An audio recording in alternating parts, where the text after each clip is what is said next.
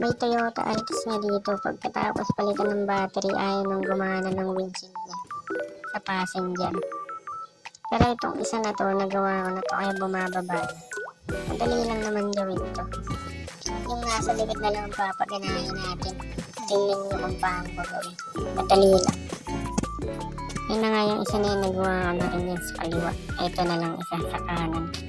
Hindi ko na na-video yung unang dalawa. Ito na lang gagawin natin. Panoorin nyo na lang.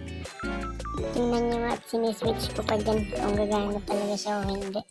At ayaw nga talagang gumana. Tingnan nyo, ayaw bumaba.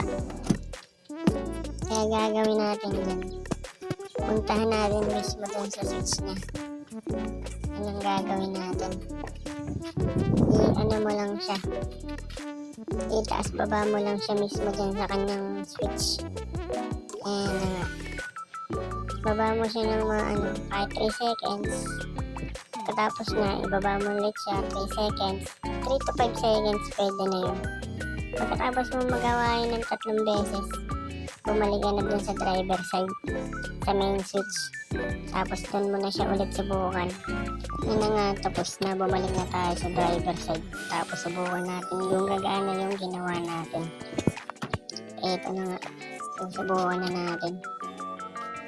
Ayun, gumana na siya. Ayun ang nare-reklamo ng driver. Pagkapalit daw ng battery, yung 3 side na yan hindi na gumagana pag sa mismong controller ng driver.